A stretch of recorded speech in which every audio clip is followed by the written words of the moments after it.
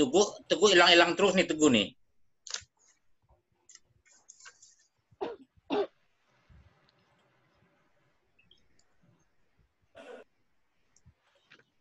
Jadi materi pertemuan ke-12 hari ini, kita akan membicarakan mengenai penentuan arah kiblat.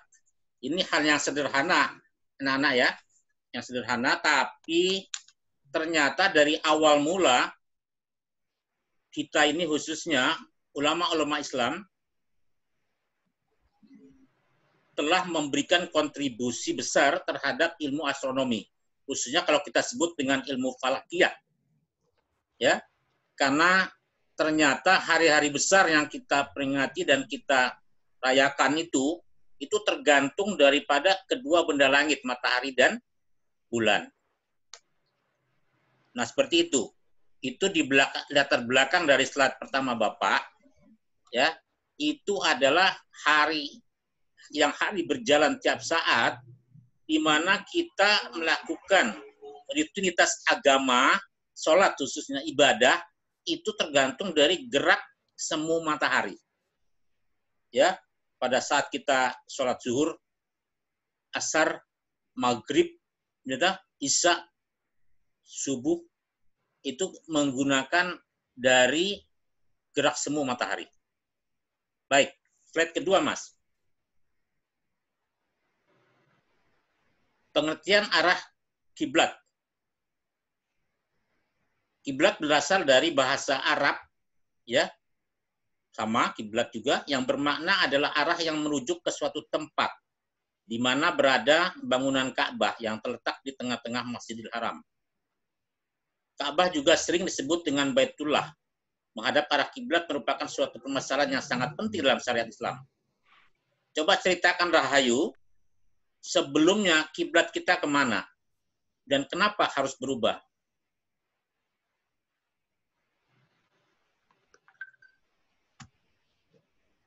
Yang saya tahu, Pak, saya pernah mendengar bahwa arah kiblat itu mengikuti arah matahari.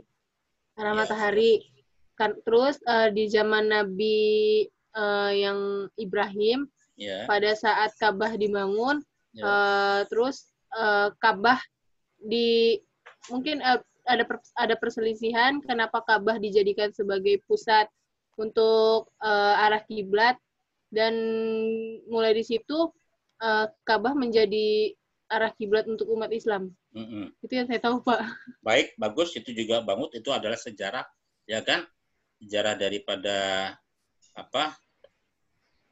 ajaran kita. Ada yang bisa tambahkan setelah itu? Tapi yang saya dengar juga ada arah kiblat itu menuju ke Masjidil Aqsa, Pak. Betul juga, ya. Kalau tadi Rahayu itu mendengar, kalau Irma membaca atau mendengar bahwa kiblat kita ke Masjidil Aqsa? Membaca, Pak. Membaca. Jadi itu membaca dan mendengar bagian dari kita belajar, ya. Nah, habis itu kamu memahami, kemudian kalau bisa mengungkapkan kembali. Tapi tidak letterlek harus sama dengan textbook yang ada. Gitu maksud saya. Ya. Nah, kita nanti belajar seperti itu. Seperti pertanyaan Bapak nanti kalau UAS, ini sekarang sudah ada edaran UAS itu, kalau nggak salah tuh pertengahan Juli kalau nggak salah. Nah, tolong siap-siap saja. Ya kan? Ada lagi teman yang bisa memberikan informasi setelah membaca, mendengar, menyaksikan, kemudian mempelajari, siapa? Sejarah Nabi Ibrahim dipakai, kemudian juga mengenai kiblat kita di Masjidil Aqsa.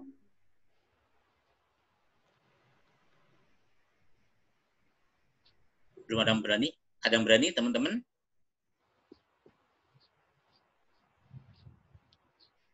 Ainun baru masuk. Terdengar suara Bapak? Ya, jadi kalau kita masih ke Masjidil Aqsa saat ini, ya, itu akan ramai terus, Mas ya. Ya, Mas Malik ya. Karena kan Masjidil Aqsa itu sekarang sudah diokupai oleh Israel itu, daerah Palestina itu. Ramai kan? Iya, Pak. Nah, kita dengan adanya Mi'raj dan Isra Nabi yang melewati salah satu di Aqsa itu, turunlah wahyu dari Allah bahwa Nabi Muhammad sebaiknya memindahkan itu ke Makkah Al-Mukarramah di situ. Jadi ada surat yang turun. Itu nanti kamu cari juga suratnya itu. Kalau ada pertanyaan dari Bapak, kamu bisa menunjukkan surat itu. Menuliskan surat itu. Jadi ada wahyu turun di situ, ya. Itu pada saat perjalanan Nabi Isra Mi'raj ternyata. Maka kiblat yang saat ini kita buat sholat adalah di Makkah Al-Mukarramah, ya. Penentuan arah kiblat secara tradisional menggunakan petunjuk alam seperti matahari terbit dan terbenam, fase bulan, rasi bintang, cahaya fajar, bahkan menggunakan arah angin. Selanjutnya.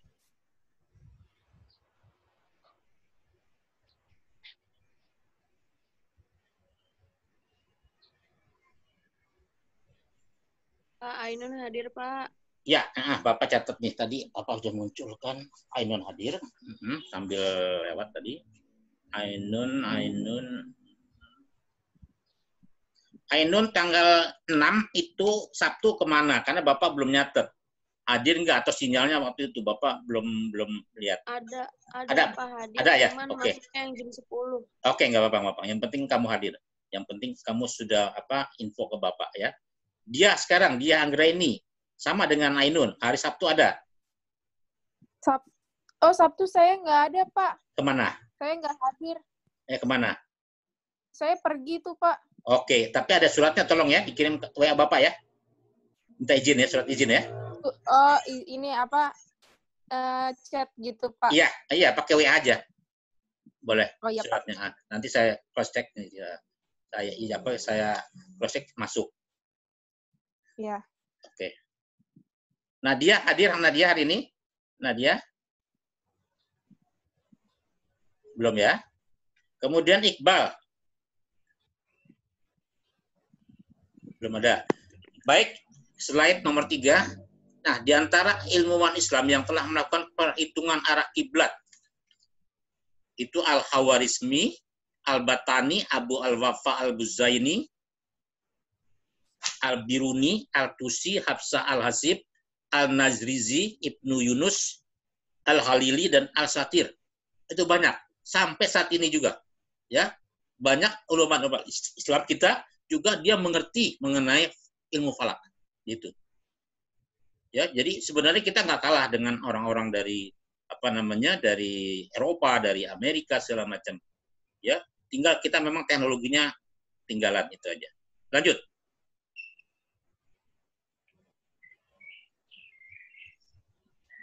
Kemudian tadi penentuan arah kiblat, sekarang istihad arah kiblat. Teguh, sudah ada Teguh? Sudah join? Udah, Pak. Ya, istihad itu apa Teguh? Apa, Pak? Maaf. Istihad itu di slide keempat. Itu ada istilah istihad arah kiblat. Oh, istihad itu ini ya. Pak, apa namanya? Pengumpulan pendapat dari para ulama. Iya, betul. Jadi ada banyak ulama itu sama-sama berdiskusi dan menentukan ya bagaimana diambil keputusan ya. Jadi tidak sendiri mereka. Musyawarah lah hampir sama ya. Musyawarah kita istihad itu. Ya, sama seperti kita dalam sidang isbat. Beberapa ormas Islam itu berkumpul kemudian melihat hisab gimana data untuk awal Ramadan, ya, kemudian juga dari ruqyatnya gimana, itu melakukan sidang. Nah, seperti itu. Nah, para ulama sepakat bahwa bagi orang-orang yang melihat Ka'bah, wajib baginya menghadap dengan penuh yakin, ainul Ka'bah.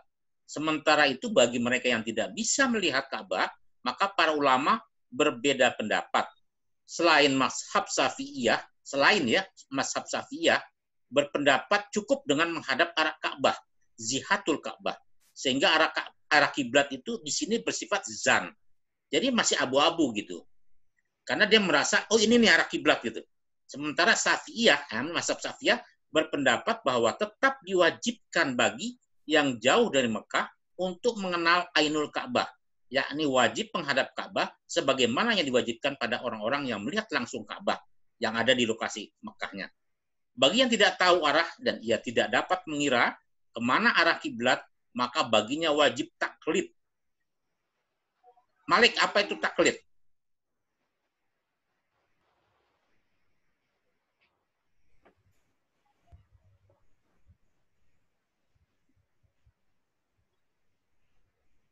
Taklid apa? Pendapat orang lain ya, Pak. Oke, ini siapa yang jawab tuh? Pendapat dia, Pak. Dia, baik. Dia pendapat, ya kan. Nah, wajib taklid pada petunjuk yang ada. Jadi ulama-ulama, ya kan, mengadakan suatu musyawarah, kemudian menentukan, ya kan, ketentuan-ketentuan, ya dalil-dalil. Nah, kita wajib taklid, ya, mengikuti, ya kan, dari pendapat yang ulama yang bersangkutan. Wajib taklid pada petunjuk yang ada. Jika tidak ada petunjuk, maka boleh baginya menghadap kemanapun yang diyakini sebagai arah kiblat. Namun bagi yang memiliki ilmu pengetahuan tentangnya, maka ia wajib beristihad terhadap arah kiblatnya. Dia, bapak ini di hutan, ya tak? Mau sholat, nggak tahu arah kiblat. Gimana caranya bapak menentukan arah kiblat? Dia. Pertanyaan saya, kalau saya di hutan tidak mengerti arah kiblat, bagaimana caranya? Melihat matahari. Ini bukan dia, ini siapa yang jawab tadi itu?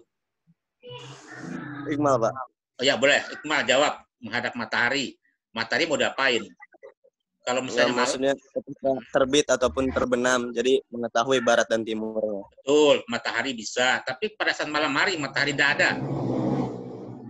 Isya misalnya. Bintang apa gitu, Pak? Saya pernah baca bintang yang mengatakan utara. Betul. Berarti kamu lihat keseluruhan, materi Bapak hari ini ada 33 slide. Mudah-mudahan itu bisa menjawab pertanyaan Bapak tadi. Pokoknya tadi. Ya, saya ngeliat materi kemarin, Pak. Materi kemarin? Iya, yang waktu bintang-bintang itu, sebelum UTS. Oh begitu? Makanya kamu tadi lihat lagi slide yang Bapak berikan, kira-kira ada nggak pertanyaan Bapak tadi? Ya, baik Pak. Untuk menambah daripada wawasan kamu, gitu. Baik Pak, makasih. Oke, siap. Dia tadi pertanyaannya belum kamu jawab. Nanti tolong nih kalau ada apa-apa dapat info berikan ke saya, ya. Tadi sudah dijawab sama Iqmal yang jawab ya. Tadi saya jawab, ternyata suara saya di-mute, Pak. Oh, di-mute. Bukan salah Bapak, berarti salah kamu. Silakan kamu jawab untuk menambahkan keterangan dari Iqmal tadi. Silakan. Iya, Pak. Tadi saya jawab matahari, Pak. Matahari juga. Ya. Kalau malam gitu. Nah, kalau malam tapi tambahan Iqmal benar. Jadi bintang itu, ya. Makanya nanti kamu lihat dulu materi yang Bapak berikan itu sampai habis. Mungkin di situ ada jawabnya. Nanti pertanyaan saya, ya kan, untuk UAS-nya atau untuk pertanyaan berikut hari ini juga, sebelum kita nanti selesai, itu ada di bawahnya. Pada saat kalian bepergian ke suatu tempat dan tidak menemui seseorang, kamu nanti sholatnya arahnya kemana? Seperti itu, Mbak. Gitu. Tapi tidak hanya matahari toh, kita bisa juga bulan, kita bisa juga rasi bintang segala macam, ada di slide Bapak nomor berapa. Lanjut, Mas. Rasi bintang Orion ya, Pak?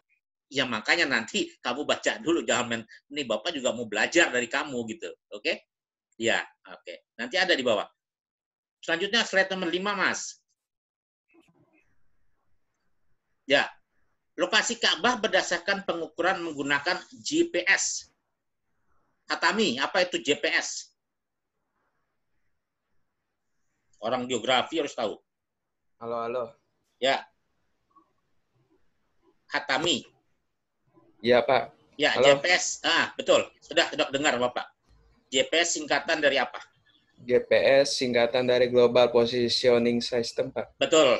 Semua yang namanya lokasi di bumi atau Earth, ya toh, itu sudah ada datanya di GPS. Ada juga aplikasinya di Android kita. Ya, Nah, kamu itu sekarang kalau misalnya kamu ada kesalahan, kamu dikejar, kamu bawa HP dengan menggunakan GPS, kamu akan terlacak. Jadi hati-hati kamu. Ya, kenapa? Karena global positioning system itu sekarang sudah terintegrasi dengan HP kita, Mas. Ya, tak? Ada yang belum percaya? Global positioning system. Sistem posisi global, Mas. Ada yang komentar lagi? Silakan mengenai GPS. Silakan, ini adalah ilmu geografi, Mas. Semua tempat, lokasi, site itu sudah tercantum di satelitnya, gitu. Ada yang urun rembuk lagi? Tidak ada? Baik, saya lanjutkan. Ya, dengan menggunakan software Google Earth. Nah, Bapak sudah banyak pakai nih.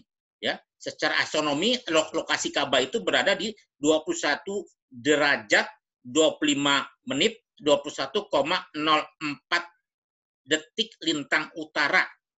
Kalau lintang utara berarti positif negatif ikmal.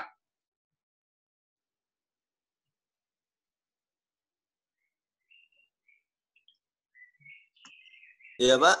Kalau 21 derajat 25 menit 21,04 detik lokasi Ka'bah lintang utara itu positif atau negatif? Lintang utara. Positif ya? Betul, karena kamu belajar saat ini pemetaan menggunakan ArcGIS itu ya kan, LU itu positif. Kalau nanti negatif, kamu melenceng ke bawah ke selatan.